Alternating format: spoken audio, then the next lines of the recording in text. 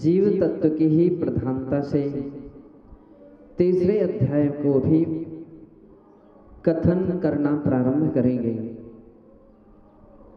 और विशेष यह तीसरा अध्याय नरक और मनुष्य गति की प्रधानता से तथा त्रियंज गति की प्रधानता से अपने विषय का प्रतिपादन करेगा। यह सत्य है कि नरक भी होते हैं, स्वर्ग भी होते हैं। एक बार किसी ने पूछा कि हम कैसे जाने कि स्वर्ग और नरक होते हैं, हमने तो देखा ही नहीं है। मैंने कहा आवश्यक नहीं कि जो आंखों से देखा जाए वही प्रामाणिक माना जाए। जो आंखों से देखा जा रहा है केवल उतनी ही वस्तु मानी जाए। जैन न्याय में अनुमान के लिए भी प्रमाण माना गया है।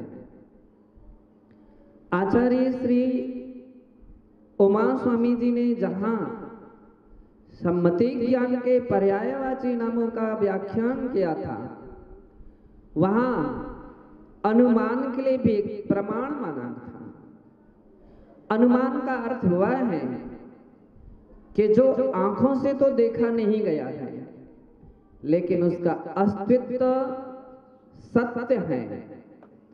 उदाहरण के तौर पर हम आपसे पूछें, आपने अपने पिताजी को देखा?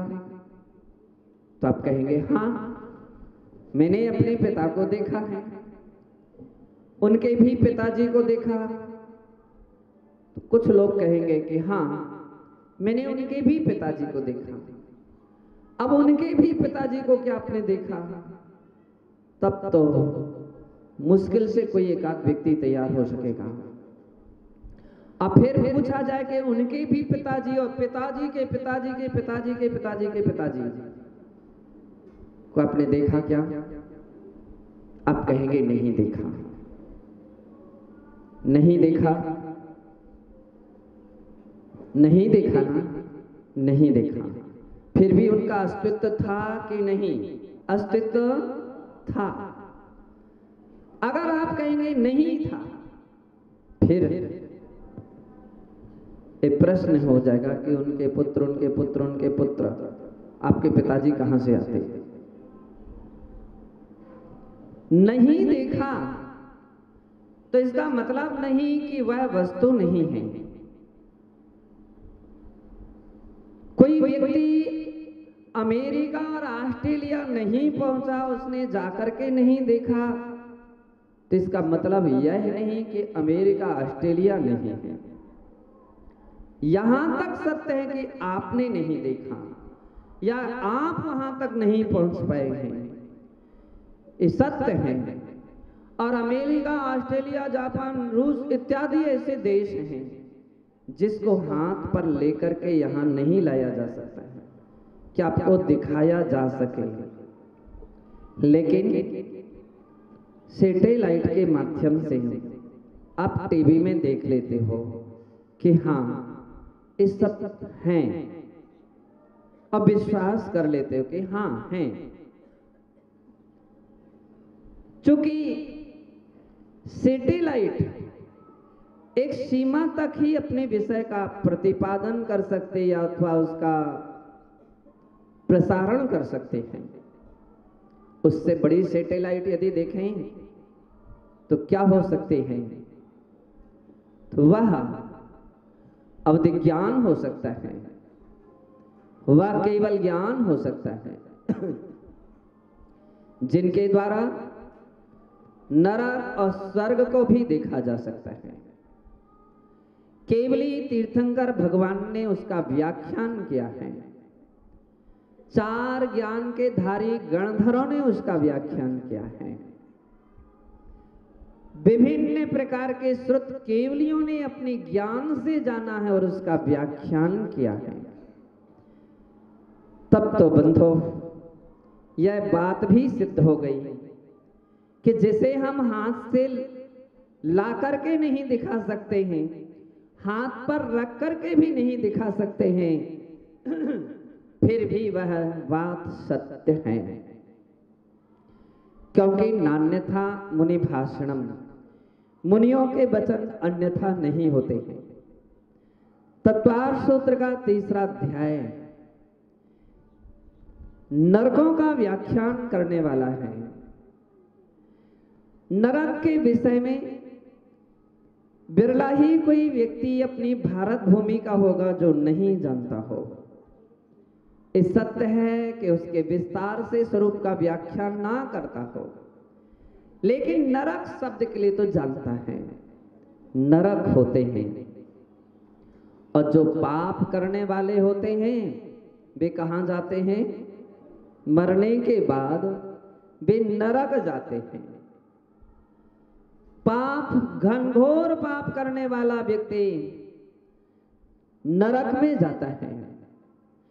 भले ही आज का व्यक्ति इस धरा और धरती से मृत्यु को प्राप्त होने वाले प्राणी के लिए नरकवासी ना कहता हो, नरकवास नहीं कहता है, अपितु क्या कहता है? स्वर्गवास। स्वर्गवास कहता है।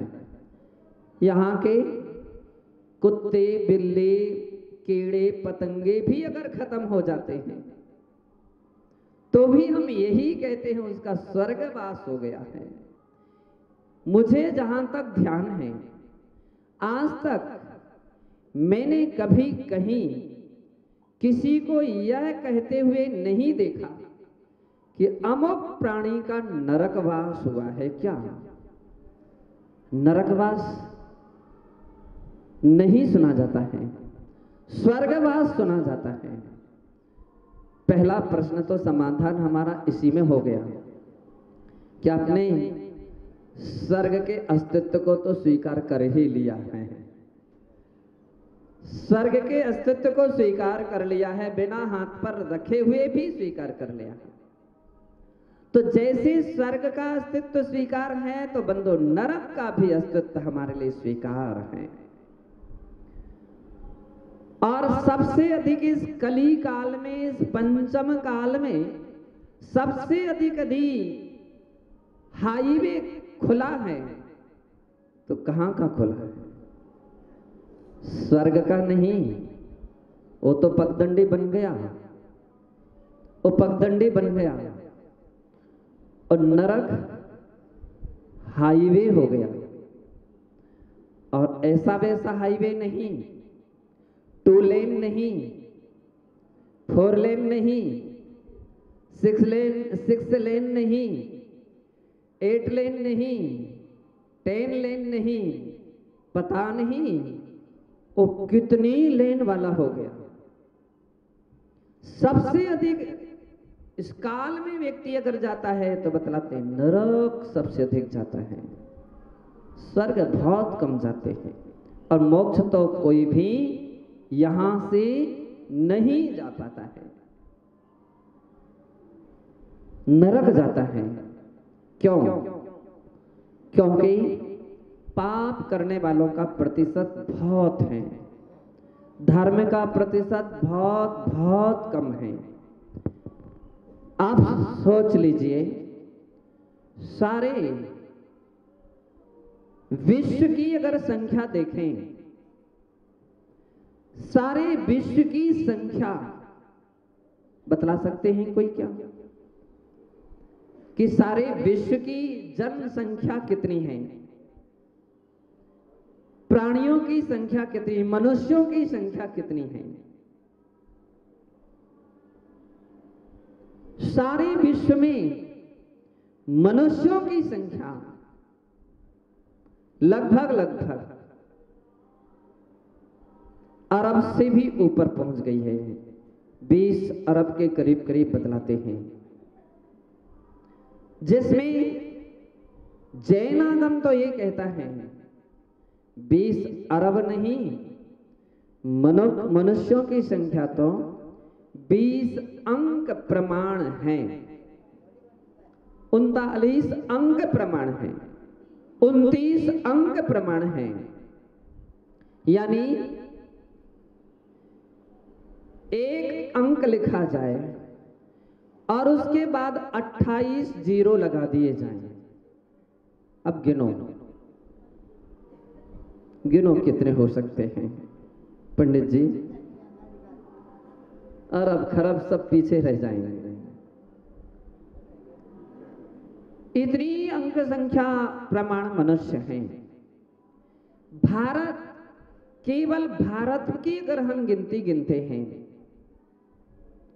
तो लगभग भारत की संख्या भी 1 अरब से बहुत आगे निकल गई, लगभग 1.25 अरब पर पहुंचने वाली है। इतनी संख्या भारत की है। बंधो, अब सारे विश्व की संख्या में देखिए धर्म कितने देशों में हैं और उसको मानने वाले कितने प्रतिशत हैं, उस पर श्रद्धा करने वाले कितने प्रतिशत हैं और उसका आचरण करने वाले जीव कितने प्रतिशत हैं, भाव सहित आचरण करने वाले कितने प्रतिशत हैं। तो जैसे आप दूध से दही बनाते हैं, दही से मक्खन निकालते हैं और मक्खन से घी निकालते हैं, ऐसा ही प्रतिशत बहुत कम मात्रा में धर्मात्मा लोगों का होता है। बाकी का प्रतिशत धार्मिक लोगों का नहीं है। सबसे अधिक संख्या पाप वाले, पाप कमाने वाले जीव हैं। तो बंधो, आचार्य कहते जितने दुर्व्यसन हैं, जितने पाप करने वाले वे प्राणी नरक जाते हैं। जिन बातों के लिए हमने जन्म से नरक नरक नरक सुना है, आखिर में वह नरक है कहां और कैसे हैं वे नरक, कितने हैं वे नरक, इन सारी बातों का समाधान हमारे आचार्य श्री उमा स्वामी जी इस अध्याय में करते हैं। सबसे पहले वे नरक भूमि का वर्णन करते हैं कि यूं तो 7 प्रकार के नरक होते हैं, धम्मा, वंसा, मेघा, अंजना, अरेष्टा, मघवा और माघवी। ये 7 प्रकार के नरक होते हैं।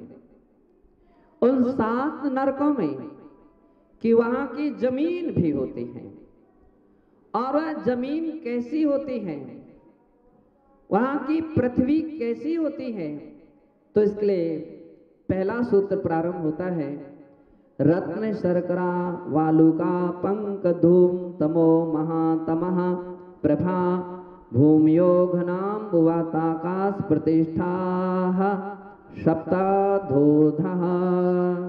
प्रभा शब्द सभी के साथ जोड़ लेंगे तो नाम पूरे हो जाएंगे। रत्न प्रभा, पहले नरक की पृथ्वी का नाम है रत्न प्रभा, अर्थात वहां का आकार और कांति रत्नों की तरह होती है, इसलिए उसका नाम है रत्न प्रभा। दूसरी की प्रभा और कांति शर्करा की तरह होते हैं, इसलिए उसका नाम है शर्करा प्रभा।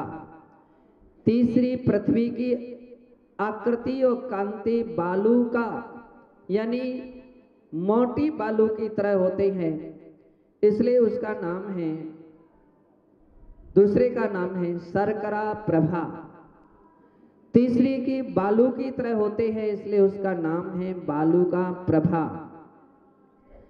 चौथी पंक यानी कीचड़, कीचड़ की तरह जिसकी आकृति और प्रकार होता है उसका नाम है पंक प्रभा। पांचवें में अंधकार होता है, धुआं होता है, धुएं की तरह होते इसलिए उसका नाम है धूम प्रभा। छठवें का आकार और प्रभा अंधकार की तरह होता है, इसलिए उसका नाम है तम प्रभा। और सातवीं पृथ्वी में घनघोर अंधकार होता है, और उसी प्रकार के आकार और प्रभा होते हैं, इसलिए उसका नाम है महातम प्रभा। ये सारी भूमियां अधो अधा हैं, नीचे नीचे हैं। घनाम्बुवाताकाश प्रतिष्ठा, अरे सभी 3 वात वलयों से प्रतिष्ठित हैं। सबसे पहले घन वात वलय, दूसरा है अंबु वात वलय, जिसे हम घनोदधि भी कहते हैं, और तीसरा है तनु वात वलय। इन वात वलयों के आधार से ये पृथ्वियां होती हैं। प्रश्न है, इन पृथ्वियों की क्या विशेषता होती है? तो जैसे अपनी यह पृथ्वी है और इस पृथ्वी में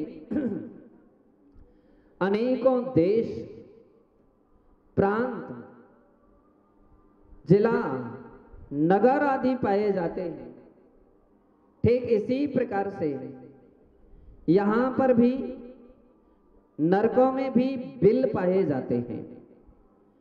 नारकी जीवों के निवास स्थान का नाम है बिल, और उन बिलों में वे निवास करते हैं। और इसलिए उन बिलों के विषय में अगला सूत्र प्रारंभ होता है कि वे बिल कितने होते हैं। तो कहते हैं तासु 63 पंचविंशति पंचदश दश त्रिपंचोनैक नरक शत सहस्राणि पंचचैव यथाक्रमम्। तासु यानी उन नरकों में जो बिल होते हैं, तो उनमें से पहले नरक में 63 शत सहस्राणि यानी 30 लाख बिल हैं। दूसरे में पंचविंशति शत सहस्राणि यानी 25 लाख बिल हैं। तीसरे में पंचदश शत सहस्राणि यानी 15 लाख बिल हैं। चौथे में 10 शत सहस्राणि 10 लाख बिल हैं। पांचवें में 300 सहस्राणि 3 लाख बिल हैं। छठे में पंचोनैक शत सहस्राणि 5 कम 1 लाख बिल हैं। और सातवें में पंचैव 5 ही बिल हैं। इस प्रकार से यथाक्रम जानना चाहिए। अगर हम इसका टोटल कर दें तो सब मिला करके 84 लाख बिल हो जाते हैं।